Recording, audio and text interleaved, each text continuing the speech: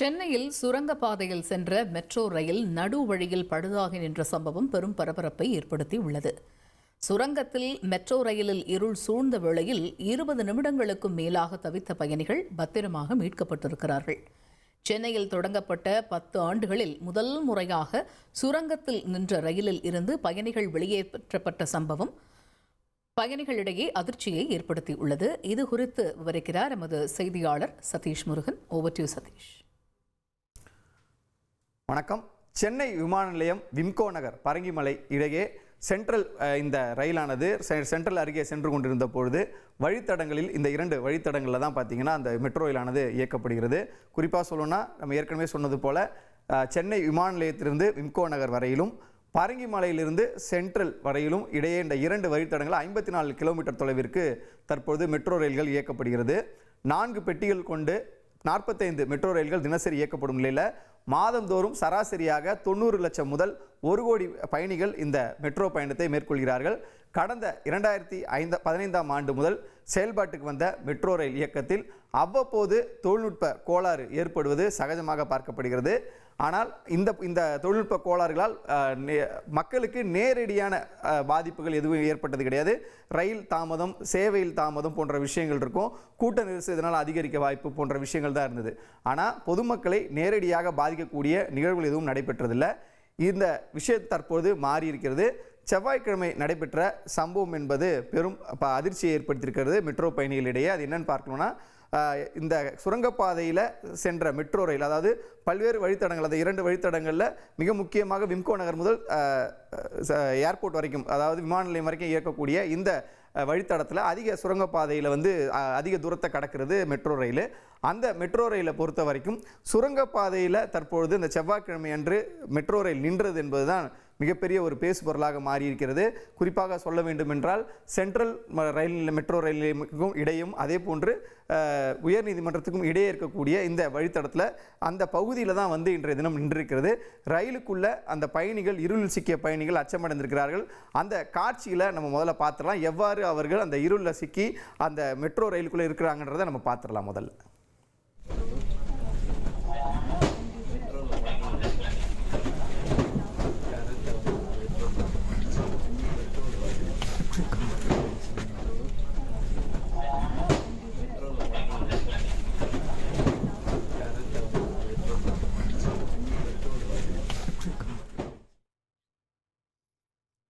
Metro ரயிலை பொறுத்த வரைக்கும் அதிநவீன தொழில்நுட்பங்களுடன் தயாரிக்கப்பட்டு சென்னையில் இயக்கப்பட்டு வருகிறது.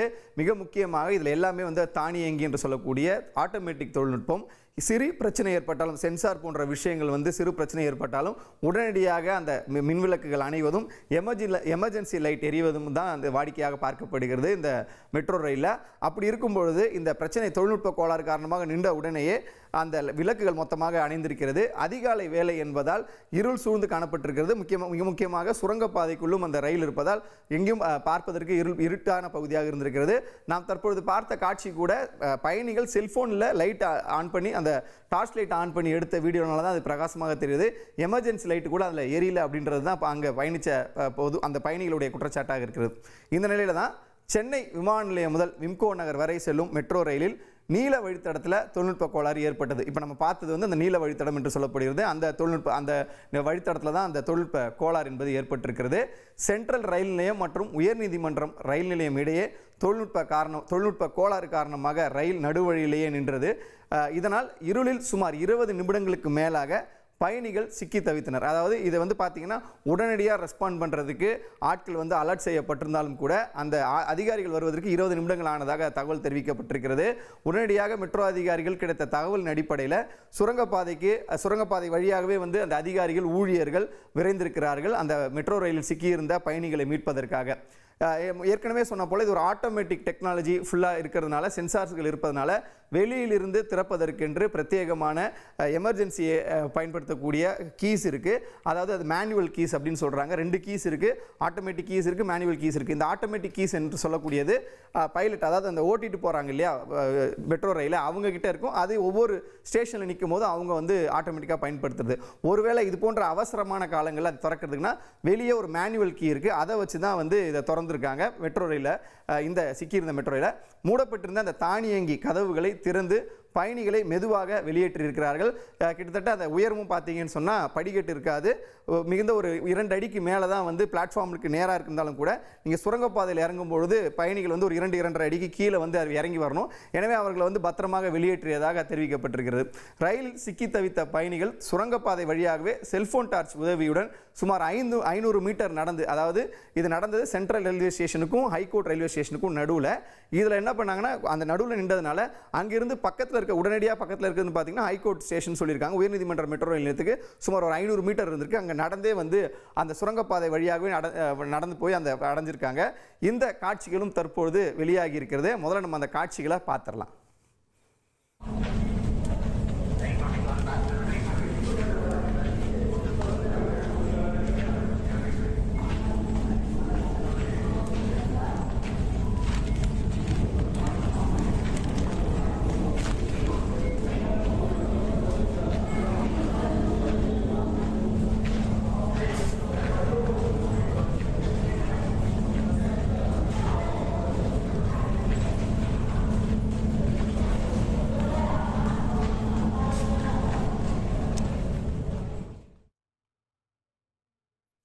இந்த காட்சிகளை பார்த்தோம் இல்லையா, குறிப்பாக சைடில் அந்த டன்னல்னு சொல்லக்கூடிய அந்த சுரங்கப்பாதையில் எமர்ஜென்சி லைட்ஸ், அந்த எரியக்கூடிய விளக்குகள் இருந்திருந்தாலும் கூட அதிகாலை வேலை என்பதால் இன்னும் இருள் சூழ்ந்து காணப்பட்டிருக்கிறது. மிக முக்கியமாக இவர்கள் நடந்து செல்லக்கூடிய அந்த பாதை என்பது பாதையில் வந்து சுரங்கத்தில் நடந்து போகக்கூடிய ஒரு அனுபவத்தை அவங்களுக்கு கொடுத்துருக்கு. இது பயணிகளுக்கு ஒரு திக் நிமிடங்களாக இருந்ததுதான் சொல்லணும்.